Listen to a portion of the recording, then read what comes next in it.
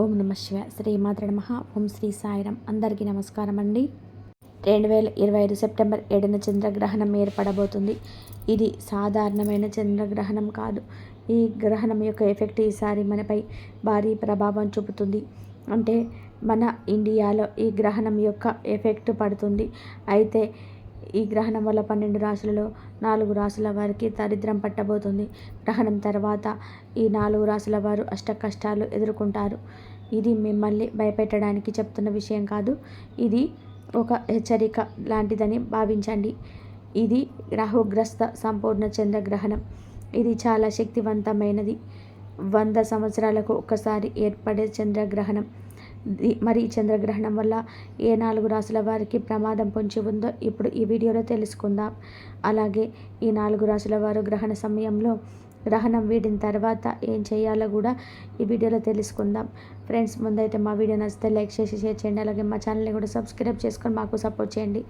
ఇక వీడియోలోకి వస్తే, చంద్రగ్రహణం ఎప్పుడు పౌర్ణమి రోజున సంభవిస్తుంది. ఈ సెప్టెంబర్ 7వ తేదీన ఏర్పడే చంద్రగ్రహణం భారత కాలమాన ప్రకారం రాత్రి 9:58 ప్రారంభమై సెప్టెంబర్ 8వ తేదీ ఉదయం 1:26 ఉంటుంది. ఈ చంద్రగ్రహణం మొత్తం 3:28 పాటు ఉంటుంది. అందుకే దీన్ని అతిపెద్ద చంద్రగ్రహణం అన్నారు. చంద్రగ్రహణం ప్రారంభానికి 9 గంటల ముందు సూతకాలం ప్రారంభమవుతుంది. సెప్టెంబర్ 7 మధ్యాహ్నం 12:19 ప్రారంభమై సెప్టెంబర్ 8 తెల్లవారుజామున 1:26 చంద్రగ్రహణం ముగియటంతో సూతకాలం కూడా ముగుస్తుంది. ఈ సమయంలో మంత్రాలు జపించటం, దాన ధర్మాలు చేయడం వల్ల కొన్ని జన్మల పుణ్యం ఫలం లభిస్తుంది. ఆ గ్రహణం అనగానే మన అందరిలోనే ఒక తెలియని భయం, ఆందోళన మొదలవుతాయి. ఎందుకు అంటే గ్రహణాలు మన జీవితాలలో ఆకస్మిక మార్పులను తీసుకొస్తాయి. ముఖ్యంగా చంద్రగ్రహణం మానవ మనసు పైన తీవ్ర ప్రభావాన్ని చూపుతుంది. చంద్రుడు మనసుకు కారకుడు. చంద్రుడు బలహీనపడినప్పుడు మన ఆలోచనలు, నిర్ణయాలు, భావోద్వేగాలు అదుపు తప్పుతాయి. అలాంటిది చంద్రుడిపై రాహువు లేదా కేతువు నీడ పడినప్పుడు, అంటే గ్రహణం ఏర్పడినప్పుడు దాని ప్రభావం చాలా తీవ్రంగా ఉంటుంది. సెప్టెంబర్ 7న రాబోయేది సంపూర్ణ చంద్రగ్రహణం. అంటే చంద్రుడు పూర్తిగా రాహువు ఛాయలో కప్పబడిపోతాడు. ఇది కుంభరాశిలో జరగడం వలన ఈ రాశితో పాటు దానిపైన దృష్టి సాధిస్తున్న ఇతర రాశులపైన దీని ప్రభావం అధికంగా ఉంటుంది. ఈ గ్రహణ ప్రభావం గ్రహణం రోజుతోనే ముగిసిపోదు. దాని ప్రభావం రాబోయే 6 నెలల పాటు మన జీవితాలపైన ఉంటుంది. అందుకే ఈ సమయంలో మనం తీసుకునే ప్రతి అడుగు, ప్రతి నిర్ణయం చాలా కీలకం.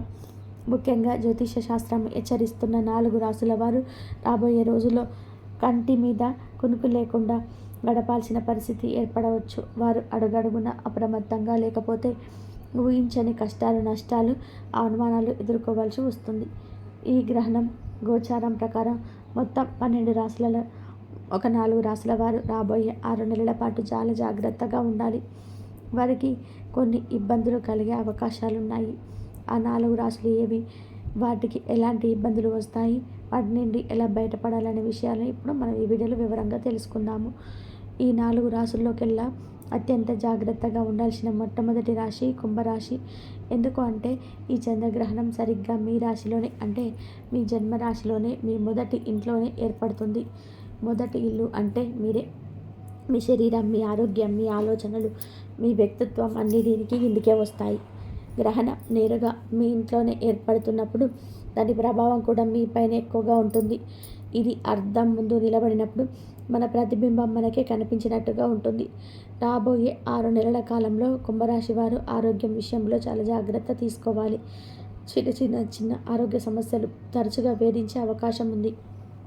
జలుబు, దగ్గు వంటి, జ్వరం వంటి, తలనొప్పి, కడుపుకు సంబంధించిన సమస్యలు, అజీర్తి వంటివి రావచ్చు. ముఖ్యంగా సరైన సమయానికి ఆహారం తీసుకోకపోవడం, నిద్రలేమి వంటివి మీ ఆరోగ్యాన్ని మరింత దెబ్బతీస్తాయి. కాబట్టి రోజు ఒకే సమయానికి భోజనం చేయడం, రాత్రిపూట కనీసం 7 నుండి 8 గంటలు ప్రశాంతంగా నిద్రపోవడం చాలా అవసరం. బయట దొరికే ఆహారాన్ని, జంక్ ఫుడ్స్ను పూర్తిగా తగ్గించడం మంచిది. ఈ గ్రహణ ప్రభావం మీ శరీరం కంటే ఎక్కువగా మీ మనసు మీద పనిచేస్తుంది. మనసు ఎప్పుడు చంచలంగా, ఆందోళనగా ఉంటుంది.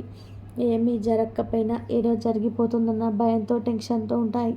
చిన్న విషయాలకి ఎక్కువగా ఆలోచించడం, చిరాకు పడడం, కోపం రావడం జరుగుతుంది. నిర్ణయాలు తీసుకోవడంలో గందరగోళం ఏర్పడుతుంది. ఇప్పుడు ఒకటి అనిపిస్తుంది, 10 నిమిషాల తర్వాత మరొకటి అనిపిస్తుంది. దీనివల్ల ముఖ్యమైన పనులు వాయిదా పడతాయి. అందుకే ఈ సమయంలో మనసును ప్రశాంతంగా ఉంచుకోవడానికి ప్రయత్నించాలి. రోజు కాసేపు ధ్యానం చేయడం లేదా మీకు నచ్చిన దేవుడి నామాన్ని స్మరించుకోవడం వలన మనసు నిలకడగా ఉంటుంది. తొందరపడి ఎటువంటి ముఖ్యమైన నిర్ణయాలు తీసుకోవద్దు. ఈ గ్రహణం వల్ల జాగ్రత్తగా ఉండాల్సిన 2వ రాశి గురించి వృశ్చిక రాశి. ఈ రాశి నుండి లెక్క పెడితే గ్రహణం ఏర్పడే కుంభరాశి 4వ స్థానంలో అవుతుంది. వృశ్చిక, ధనస్సు, మకరం, కుంభం. జ్యోతిష్య శాస్త్రంలో 4వ స్థానాన్ని సుఖస్థానం అంటారు. ఇది తల్లి, చదువు, ఇల్లు, వాహనాలు, ఆస్తులు, మానసిక సుఖం వంటివి విషయాలను సూచిస్తుంది. గ్రహణం ఇక్కడ ఏర్పడడం వల్ల ఈ విషయాల్లో కొన్ని ఆటంకాలు, ఇబ్బందులు ఎదుర్కొనే అవకాశం ఉంటాయి. విద్యార్థులు చదువు మీద శ్రద్ధ పెట్టలేకపోతుంటారు. ఏకాగ్రతలో లోపిస్తుంది. ఎంత చదివినా గుర్తుంచుకుపోవడం, పరీక్షల్లో అనుకోని మార్కులు రాకపోవడం వంటివి జరగవచ్చు. ఉన్నత చదువుల కోసం విదేశాలకు వెళ్ళాలనుకుని ప్రయత్నించే వారికి కూడా కొన్ని అడ్డంకులు ఎదురుకావచ్చు. వీసా సమస్యలు లేదా ఇతర కారణాల వల్ల ప్రయాణం వాయిదా పడవచ్చు. ఇల్లు లేదా భూమి కొనాలనుకునే వారికి లేదా అమ్మాలనుకునే వారికి ఈ 6 నెలల కాలం అంత అనుకూలంగా లేదు. ఒప్పందాలు చివరి నిమిషంలోనే రద్దు అవ్వడం, డబ్బుకు సంబంధించిన సమస్యలు రావడం లేదా కొన్న ఆస్తులు ఏవైనా లోపాలు బయటపడడం జరగవచ్చు. కాబట్టి ఆస్తులకు సంబంధించిన విషయాలలో చాలా జాగ్రత్తగా ఉండాలి. అన్ని పత్రాలను క్షుణ్ణంగా పరిశీలించిన తర్వాతే ఏ నిర్ణయమైనా సరే తీసుకోవాలి.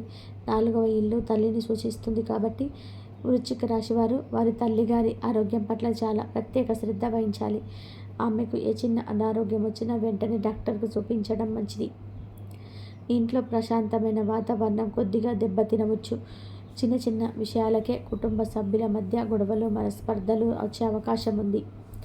జాగ్రత్త వహించాల్సిన 3వ రాశి కర్కాటక రాశి. మీ రాశి నుండి లెక్క పెడితే గ్రహణం ఏర్పడే కుంభరాశి 8వ స్థానం అవుతుంది. కర్కాటకం, సింహం, కన్య, తుల, వృశ్చిక, ధనస్సు, మకరం, కుంభం. జ్యోతిష్యంలో 8వ స్థానాన్ని అష్టమ స్థానం అంటారు. ఇది అంతటి మంచి స్థానం కాదు. ఇది ఆకస్మిక సంఘటనలను, ప్రభావాలను, అవమానాలను, వారసత్వ సమస్యలను సూచిస్తుంది. ఇక్కడ గ్రహణం ఏర్పడడం వలన ఊహించని సమస్యలు ఎదురయ్యే సూచనలు ఉన్నాయి. కర్కాటక రాశివారు ఈ 6 నెలల పాటు వాహనాలు నడిపేటప్పుడు అత్యంత జాగ్రత్తగా ఉండాలి. వేగంగా వెళ్ళడం, నిర్లక్ష్యంగా డ్రైవ్ చేయడం అస్సలు మంచిది కాదు. రోడ్డు మీద వెళ్ళేటప్పుడు కూడా చాలా అప్రమత్తంగా ఉండాలి. ప్రమాదాలు జరిగే అవకాశాలు ఎక్కువగా ఉంటాయి కాబట్టి వీలైనంత వరకు రాత్రిపూట ప్రయాణాలను మానుకోవడం ఉత్తమం. అష్టమ స్థానంలోని గ్రహణం ఆరోగ్యం పైన కూడా తీవ్ర ప్రభావం చూపుతుంది. ఈ గ్రహణం అనారోగ్యం, దీర్ఘకాలిక రోగాలను బయటపెట్టే అవకాశం ఉంటుంది. సరైన సమయానికి తిరగడం, నిద్రపోవడం వంటివి తప్పనిసరిగా పాటించాలి. ఆరోగ్య విషయంలో చిన్న నిర్లక్ష్యం కూడా పనికిరాదు. బంధువులతో, స్నేహితులతో సంబంధాలు దెబ్బతినే అవకాశం ఉంది. మీరు చేయని తప్పుకు కూడా మీకు మీద నింద వేయడం, అపార్థాలు చేసుకోవడం జరగవచ్చు. దీనివల్ల మీరు మానసికంగా చాలా బాధపడతారు. అందుకే ఎవరితో మాట్లాడినా చాలా జాగ్రత్తగా మాట్లాడాలి. అనవసరమైన విషయాల్లో తలదూర్చకపోవడం మంచిది. ఊహించని విధానంగా డబ్బు నష్టపోయే అవకాశం కూడా ఉన్నాయి. ఎవరికైనా అప్పు ఇవ్వడం లేదా ఎక్కడైనా పెట్టుబడి పెట్టడం వంటివి చేసే ముందు బాగా ఆలోచించుకోవాలి. ఈ గ్రహణం వల్ల జాగ్రత్తగా ఉండాల్సిన 4వ చివరి రాశి మీనరాశి. ఈ రాశి వారికి 12వ ఇంట్లో అంటే వ్యయ స్థానంలో ఈ గ్రహణం ఏర్పడుతుంది. 12వ ఇల్లు అంటే ఖర్చులు, నష్టాలు, ఆసుపత్రులు, రహస్య శత్రువులు, నిద్రలేమి వంటి వాటిని సూచిస్తుంది. పేరుకు తగ్గట్టే ఈ స్థానంలో గ్రహణం ఏర్పడడం వల్ల మీ డబ్బు నీళ్ళలా ఖర్చు అయిపోయే ప్రమాదం ఉంది. రాబోయే 6 నెలల పాటు మీనరాశి వారికి ఊహించని ఖర్చులు విపరీతంగా ఉంటాయి. చేతుల్లో డబ్బు నిలవదు. అనవసరమైన వస్తువులు కొనడం లేదా కుటుంబంలో ఎవరికైనా ఆరోగ్యం బాగలేక ఆసుపత్రి ఖర్చులు రావడం, వాహనాలు రిపేర్లకు రావడం వంటి డబ్బు ఎక్కువగా ఖర్చు అవుతుంది. కాబట్టి ఈ సమయంలో డబ్బు విషయంలో చాలా పొదుపుగా ఉండాలి. మీకు తెలియకుండానే మీ వెనక శత్రువులు తయారయ్యే అవకాశం కూడా ఉంది. మీతో స్నేహంగా ఉంటూనే మీకు హాని తలపెట్టాలని చూసే వాళ్ళు ఉంటారు. మీ ఆఫీసులో కానీ, మీ వ్యాపారంలో కానీ మీ గురించి చెడుగా మాట్లాడుకునే వాళ్ళు, మీ ఎదుగుదలను చూసి ఓర్వలేని వాళ్ళు పెరిగే అవకాశం ఉంది. ఎవరిని కూడా గుడ్డిగా నమ్మకపోవడం మంచిది. ఆరోగ్యపరంగా చిన్న చిన్న సమస్యలు, ముఖ్యంగా కాళ్ళ నొప్పులు, కంటి సమస్యలు వచ్చే అవకాశం ఉంది. రాత్రిపూట సరిగ్గా నిద్రపోకపోవడం, చెడు కలలు రావడం వంటివి జరగవచ్చు. దీనివల్ల మరుసటి రోజు మొత్తం నీరసంగా, చిరాగ్గా ఉంటుంది. ఇప్పుడు మనం చెప్పుకున్న ఈ 4 రాశుల వారు అంటే కుంభ, వృశ్చిక, కర్కాటక, మీన రాశుల వారు వచ్చే 6 నెలల్లో చాలా జాగ్రత్తగా ఉండాలి. అయితే ఈ రాశుల వారు గ్రహణం పట్టే ముందు, గ్రహణం వీడిన తర్వాత అంటే సెప్టెంబర్ 8న తప్పకుండా కొన్ని పనులు చేయాలి. గ్రహణం ముగిసిన తర్వాత కొన్ని రకాల పరిహారాలు చేయడం వల్ల గ్రహణ దోషం తొలగిపోతుంది. పౌర్ణమితో కలిసి వస్తున్న ఈ చంద్రగ్రహణం రోజున ప్రతి ఒక్కరూ తప్పకుండా గ్రహణ నియమాలు పాటించాలి. పూర్వం మన మహర్షులు గ్రహణ సమయంలో ఉండే దోషాలను గ్రహించి మానవాళి మేలు కోసం గ్రహణ నియమాలను ఏర్పరిచారు. వారు సూచించిన విధంగా పూర్వం నుండి మన పెద్దల నియమాలను పాటిస్తూ వస్తూ ఉన్నారు. చంద్రగ్రహణ సమయంలో వెలువడే విషవాయుల వలన ఆహార పదార్థాలు విషంగా మారుతాయని, గ్రహణ సమయంలో ఆహారం తీసుకోవడం కానీ, పొట్టలో ఉండడం కానీ మంచిది కాదని మన మహర్షులు మానవాళికి తెలియజేస్తారు. అందుకే ఈ చంద్రగ్రహణం మొదలవ్వడానికి 6 గంటల ముందు, 6 గంటల తర్వాత భోజనం చేయకూడదని పెద్దలు చెప్తున్నారు. ముఖ్యంగా చేయాల్సింది ఏమిటి అంటే గ్రహణ సమయానికల్లా పొట్టలో ఆహారం లేకుండా చూసుకోవాలి. ఈ నియమాలన్నీ కాదని ఎవరైనా ఆహారం తింటే వారికి భవిష్యత్తులో ఆరోగ్య సమస్యలు మరియు జీర్ణకోశ వ్యాధులు వస్తాయి. అంతేకాదు గ్రహణ సమయంలో భోజనం చేసేవారు నరకానికి పోతారని ఆ మహర్షులే మానవాళికి తెలియజేశారు. కనుక గ్రహణ సమయంలో ఎవరు ఆహారం తినవద్దు. అలాగే గ్రహణ సమయంలో మిగిలిన ఆహార పదార్థాలపై మరియు పచ్చళ్ళు, కూరగాయలపై దర్భలు కానీ, తులసి ఆకులు కానీ ఉంచాలి. అదేవిధంగా గ్రహణ సమయంలో ఇంటిపై దర్భలను వేసుకోవడం వలన గ్రహణ సమయంలో వెలువడే విషవాయువుల ప్రభావం మన ఇంటిపై తగ్గుతుంది. ఎందుకు అంటే దర్భకు వికరణ శక్తిని నిశక్తిగా చేసే గుణం ఉంది. ఇది దర్భకు ప్రకృతి ఇచ్చిన వరం. దర్భలను ఆయా వస్తువులపై ఉంచడం వలన గ్రహణ సమయంలో వెలువడే కిరణాలను తిప్పికొడుతుంది. ఇది వైజ్ఞానికులు పరిశోధించి తేల్చిన విషయం. చంద్రగ్రహణ సమయంలో ప్రకృతిలో కొన్ని మార్పులు సంభవిస్తాయి. కొన్ని విషవాయువులు జనిస్తాయి. ఆ విషవాయువులు భూమిపై ఉండే సమస్త మానవాళిపై ప్రభావాన్ని చూపుతాయి. ఈ భూమి మీద ఉన్న మానవులపైన, జంతువులపైన విచిత్ర పరిణామాన్ని ప్రసరింపచేస్తాయి. దాని వలన అనేక దుష్ఫలితాలు కలుగుతాయి. అందుకే ఈరోజు వండిన ఆహార పదార్థాలు విషంగా మారుతాయి. గ్రహణ సమయంలో మీ పొట్టలో ఆహారం ఉంటే అది కూడా విషంగా మారుతుంది. అందుకే ఆ మహర్షులు గ్రహణ సమయంలో ఏమీ తినకుండా కడుపును ఖాళీగా ఉంచుకొని దైవనామ స్మరణ చేసుకోవాలని సూచించారు. ఈ గ్రహణం అర్ధరాత్రి ఏర్పడుతున్నప్పటికీ కూడా మెలకువగా ఉండి దైవనామ స్మరణ చేసుకుంటే మంచి శుభ ఫలితాలు కలుగుతాయి. ఈ సమయంలో చేసే జపాలు, ఆ పారాయణలు మంచి శక్తిని పుంజుకుంటాయి. ఇక గర్భిణీ స్త్రీల వంటి విషయానికి వస్తే చంద్రగ్రహణ సమయంలో జంతువులలో, వృక్షాలలో, పక్షులలో ఎదుగుదలలో మార్పులు వస్తాయి. గ్రహణ సమయంలో వాటి ఎదుగుదలలో ఫ్లక్చుయేషన్స్ వస్తాయి. క్రమ పద్ధతిలో కాకుండా ఎక్కువ కానీ తక్కువ కానీ మామూలుగా కంటే భిన్నంగా ఉంటుంది. ఇలాంటి ఎదుగుదలకు సంబంధించిన తేడా ఉండడం వలన గర్భవతులు గ్రహణ సమయంలో కదలకుండా పడుకునే ఉండాలని పెద్దలు చెప్పారు. కాదని గ్రహణ సమయంలో గర్భవతులు బయట తిరిగితే గర్భంలోని శిశువు ఎదుగుదలలో తేడాలు వస్తాయి. గ్రహణాలు మొర్రి వస్తుంది అంటే పెనిమ సరిగ్గా లేకపోవడము, చెవి సరిగ్గా లేకపోవడము, చెవులు లేకుండా పుట్టడము ఇలాంటివి జరుగుతూ ఉంటాయి. రేర్ కేసులో మాడు కూడా కలవకుండా విడివిడిగా ఉండి పిల్లలు పుడతారు. గ్రహణ సమయంలో గర్భవతిగా ఉన్న స్త్రీ తగు జాగ్రత్తలు పాటించని సమయంలో ఇలా జరుగుతుంది. రిస్క్ తీసుకోవడం ఎందుకులే అని కొంతమంది నమ్మినా నమ్మకపోయినా ఈ నియమాలు పాటిస్తారు. గర్భిణీలు మాత్రం ఖచ్చితంగా నియమాలు పాటించాల్సిందే. చంద్రుడు నీటిపై ఆధిపత్యం కలిగి ఉంటాడు. అందుకే చంద్రగ్రహ సమయంలో సముద్రంలో ఆటుపోట్లు ఏర్పడతాయి. ఆ క్రమంలోనే మన శరీరంలోని నీటి ప్రవాహంలో కూడా ఆటుపోట్లు వస్తాయి. మామూలు మనుషులు గమనించలేరు, కానీ గర్భవతులకు ఆ తేడా తెలుస్తుంది.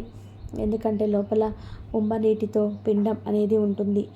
ఆ ఉమ్మనీటిలో ఏదైనా తేడా వస్తే శిశువుకి ఇబ్బంది కదా. ఈ విషయాలన్నీ కూడా తెలిసిన మన మహర్షులు గ్రహణ సమయంలో గర్భవతులను కదలకుండా ఉండమని చెప్పారు.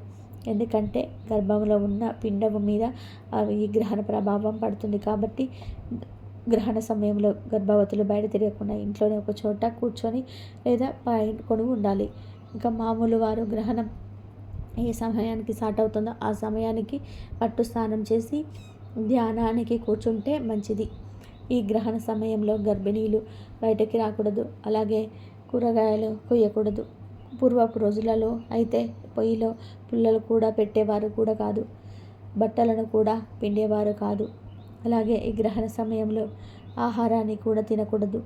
గ్రహణ సమయంలో దాంపత్యం నిషిద్ధం. ఈ సమయంలోనే భార్యాభర్తలు కలిసి పురుగు లాంటి సంతానం కలుగుతుందని పెద్దల మాట. కాబట్టి గ్రహణ సమయంలో భార్యాభర్తల కదలిక నిషిద్ధం. అలాగే రాత్రి సమయంలో ఏర్పడుతున్న ఈ చంద్రగ్రహణ సమయంలో పట్టు విడుపు స్నానాలను చేయకుండా ఉండడం కూడా మంచిది కాదు. ఈ గ్రహణ సమయంలో ప్రయాణాలు చేయవద్దు. గ్రహణం తర్వాత అంటే మరునాడు ఉదయం మిగిలిపోయిన ఆహార పదార్థాలన్నీ అంటే గ్రహణానికి ముందు వండి మిగిలిపోయిన ఆహార పదార్థాలన్నీ ఉంటాయి కదా, ఆ ఆహార పదార్థాలన్నీ కూడా తినవద్దు. అలాగే ఈ చంద్రగ్రహణ సమయంలో గోర్లు కత్తిరించడము, జుట్టు కత్తిరించుకోవడం వంటి పనులు చేస్తే మహాపాపం తగులుతుందని, గ్రహణ సమయంలో ఇంట్లో పూజ గదిలో తప్పనిసరిగా దర్భలను వేయాలి. గ్రహణం తర్వాత అంటే మరునాడు ఉదయం ఆ దర్భలను తీసి పడేసి పూజ గదిలో పసుపు నీళ్లు చల్లి శుద్ధి చేసుకోవాలి. గ్రహణం తర్వాత రోజు మీ వాహనాలను కడిగి నిమ్మకాయలను కట్టుకోవడం వలన అపమృత్యు దోషాలు తొలగిపోతాయి. అదేవిధంగా గ్రహణ సమయంలో ఇంట్లోని వండని ఆహార దినుసులపైన, పచ్చళ్ళపై, కూరగాయలపై మరియు ఇంటిపై దర్భలను లేదా తులసి ఆకులను తప్పనిసరిగా ఉంచుకోవాలి. ఇవే చంద్రగ్రహణం రోజు పాటించవలసిన నియమాలు. ఈ వీడియో కనుక మీకు నచ్చినట్లయితే ప్లీజ్ లైక్ చేయండి, షేర్ చేయండి, సబ్స్క్రైబ్ చేయండి. మరొక మంచి వీడియోతో కలుద్దాము. కాబట్టి ఈ సమయంలో జాగ్రత్తగా ఉండండి. ధన్యవాదాలు.